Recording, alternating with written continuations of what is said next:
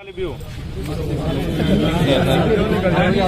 फिर आरओ की तैयारी करो ना। फिर अगर ग्रुप सी वाले हो तो फिर ये ऐसे प्लानिंग करके कोई फायदा नहीं है, क्योंकि आप जितनी जगह अगर आप हाथ डालोगे उतना आपको नुकसान होगा।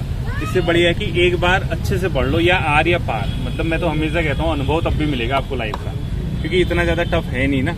आप इसका प्री ही सबसे इम्पोर्टेंट है, प्री को फोकस करोगे अब, ठीक है। 17 दिसंबर को एग्जाम है, 17 दिसंबर तक का पूरा एक टारगेट बना लो कि आपने किस तरीके से इस एग्जाम की प्री को निकालना है। और मेन सी के लिए भले ही मुझे हर सैटरडे संडे यहाँ पे आना पड़े, मैं आपको गाइड कर दूंगा, ये प्रॉमिस है आपसे। आप प्री निकाल के आना है, सबसे बड़ी बात है, ठीक है। और प्री को कैसे बनाना है, देखो ये मत भूलना कि प्री निकालने के बाद हमारा फाइनल सिलेक्शन हो गया, ऐसा मत सोच देना। प्री को भी ऐसे तैयार करना कि आपके लिए मेंस के पहले पेपर में स्कोर करे। जब आप मेंस का पहला पेपर दोगे, जिस दिन आपका मेंस में अच्छा स्कोर हुआ पहले वाले में, वहीं आपका 50% सिलेक्शन हो जाएगा, क्योंकि दूसरा और तीसरा पेपर आपका वही है, सबका सब रटाया हुआ, ठीक है। वो आपको क्या करना है, निबंध के लिए आपको अखबार पढ़ने हैं। अखबार के अंदर मैं बता दूंगा कि कौन कौन से न्यूज़पेपर कहाँ से आर्टिकल पढ़ने हैं। वो सब एक वो होता है ना कि यार एग्जामिनर को कंफ्यूज कर दो, क्योंकि सब बच्चे लिखेंगे। एग्जामिनर क्या सोचता है, ऐसे का पेपर है जैसे, उसको पता है यार सभी ने लिख रखा है। अब किसी को 50 नंबर देगा, किसी को 55 देगा, किसी को 45 देगा, 47, कोई बड़ा डिफरेंस नहीं आता। लेकिन अगर आप 200 नंबर का प्री मेंस का पेपर देखोगे, जीएस वाला जहां ऑब्जेक्टिव है, यहाँ जितना बड़ा स्कोर होगा उतना ही आपके सिलेक्शन के चांसेस बढ़ जाएंगे।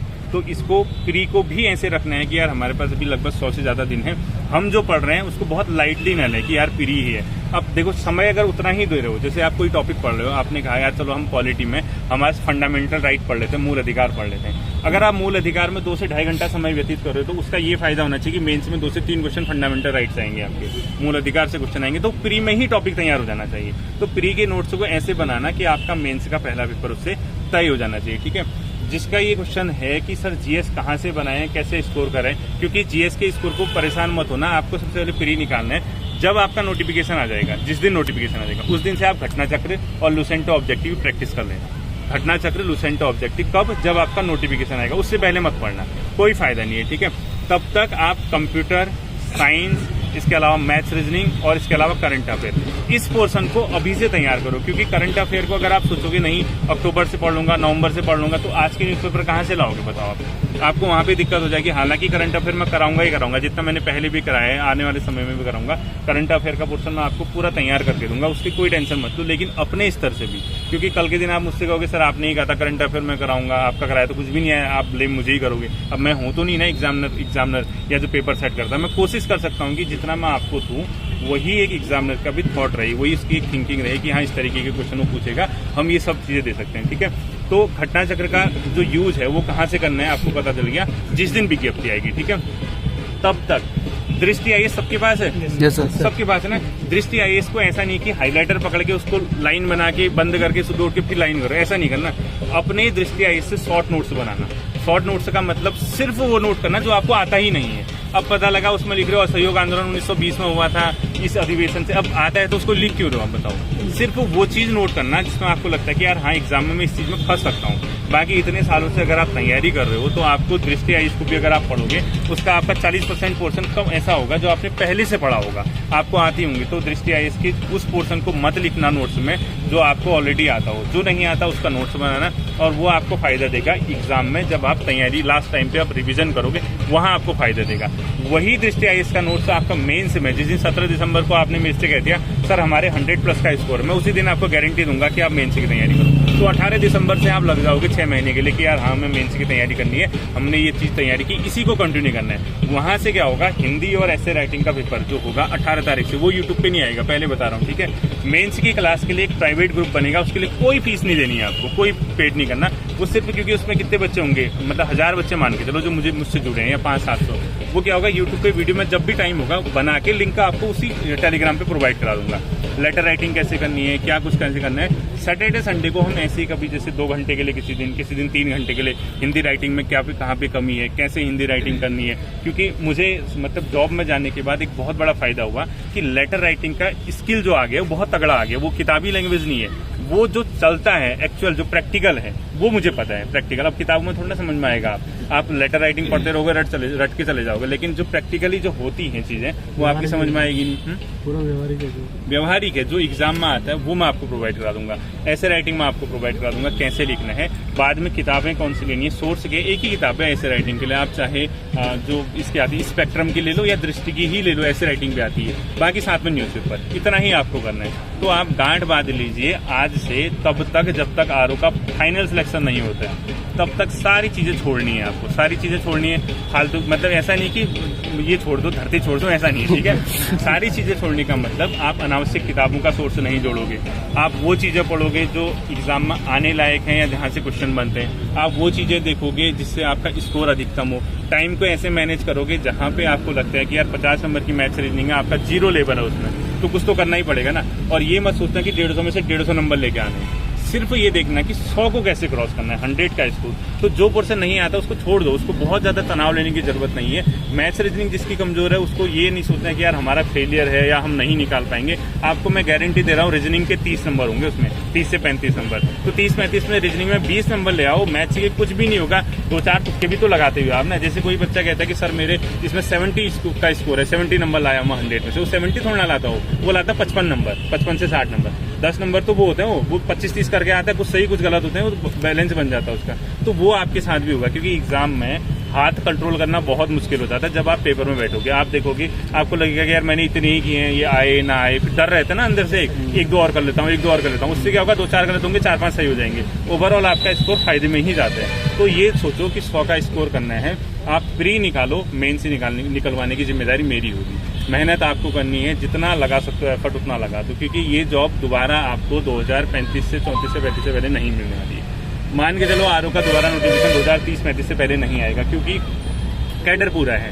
डायरेक्ट भर्ती के लगभग 244 पद हैं, 244 में से 130 हमारा बैच आया था, 2011 का बैच ऑनगोइंग है, चल रहा है। कुछ लोग रिटायर हो गए, कोई मतलब नहीं रहा किसी वजह से, कोविड के टाइम पे भी कुछ कैजुअलिटी होगी, किसी के यहाँ कोई दिक्कत हो जाती है। बाकी इसके बाद आरओ का डायरेक्ट भर्ती का पद फिलहाल नहीं आएगा, 2030-32 से पहले नहीं आएगा। तो वहां तक सोच लो, अगर आपको शासन में आना है, आपको एक वेल रिस्पेक्टेड जॉब चाहिए, आप चाहते हो कि हाँ आप प्रॉपर अपने पैरों पे खड़े हो सकते हो, इससे बेटर जॉब आपको नहीं मिलेगी। ग्रुप सी क्या है, जुआ है। मतलब आप दीजिए ग्रुप सी के एग्जाम, मैं नहीं कह रहा मत दीजिए, आपके पास अभी बताओ एक एग्जाम नहीं है आपके पास, जिसका बंदी रक्षक है तो है, अब वो कब आएगा कब नहीं आएगा कोई भरोसा नहीं है। इससे अच्छा ये एक गोल्डन अपॉर्चुनिटी है, इसकी डीप स्टडी कर लेना, ढंग से तैयारी कर लेना, ग्रुप से आपका इजीली निकलेगा। मैंने खुद बीपीडीओ का एग्जाम निकाला था, 2013 का था वो एग्जाम। 2013 वाले एग्जाम में क्या हुआ था, मैं दिल्ली में था, घर वालों ने कहा कि भाई भर ले इस फॉर्म को। मैंने कहा नहीं भरता, उन्होंने कहा यार भर ले भाई, OMR सीट तो भरना आएगा तुझे।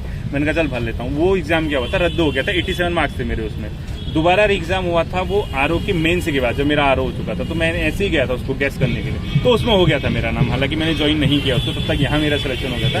तो आप अगर बेहतर लेवल की एक बार तैयारी करोगे तो फिल्टर होके कहीं ना कहीं आप पहुंच जाओगे। मतलब आपकी छटनी होगी ना, आपने ऊपर के लेवल की तैयारी करी, वहां से नीचे गिरोगे तो कहीं तो अटकोगे, किसी डाल में तो अटकोगे। अब बच्चे मुझे मैसेज करते हैं, सर ले उसकी तैयारी करनी है, कनिष्ठ सहायक की तैयारी करनी है, कहाँ से शुरू करें भाई?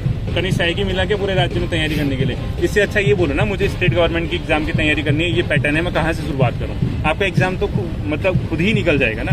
तो आप कसम खा लीजिए, छोड़ना नहीं है इस एग्जाम को। यही चेहरे मैं देखना चाहता हूँ मेंस के एग्जाम में बैठे हुए, और फाइनल सिलेक्शन जो यहाँ पे बगल में है, बिल्डिंग देख लो, इसीलिए प्लेट ग्राउंड को बुला रखा है आपको। बहुत पास है बिल्डिंग, वो दिख रही है टीन सेट ना, ग्रीन वाली दिख रही है, वो सचिवालय की है मुझे लग रहा है, पुलिस मुख्यालय के बगल, सभी ने देखा होगा, हाँ पुलिस मुख्यालय के बगल में ही है। तो बहुत अच्छी जॉब है, अच्छे से उसको तैयार करो, अच्छे से मतलब एक बार मेहनत करो। और मेहनत करने वाला कभी भी मान के चलिए फेल नहीं होता है, कमियां उसको फेल करती हैं, उसकी मेहनत थोड़ा होती है फेल, वो तो काम आता ही आता है। अब देखो आज तक ग्रुप सी में सब दे दोगे, ग्रुप सी के एग्जाम सभी नहीं दिए होंगे ना, सिलेक्शन नहीं हुआ होगा ना, आज तक सिलेक्शन हुआ कहीं नहीं हुआ ना, बहुत कम जगह हुआ होगा।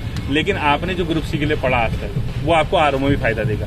आप डीप पढ़ोगे, जो हल्के क्वेश्चन आप सीधे टिक करो, तो कहाँ वेस्ट गया आपका पढ़ा हुआ? तो पढ़ा हुआ कभी भी बर्बाद नहीं जाता है। आपको मैं मेंस के लिए मिलूंगा, 18 दिसंबर को मिलेंगे हम दोबारा।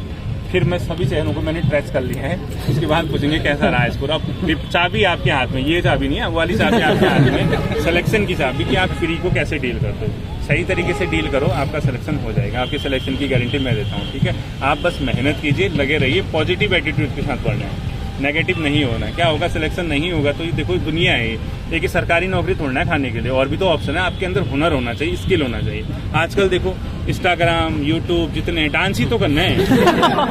बड़ी बात है, बताओ, डांस करना, थोड़ा सा बोलना आना चाहिए, कमर हिलानी है, उसके बाद जितना कहते हो, जितना पैसा कहते हो वैसा मिलेगा।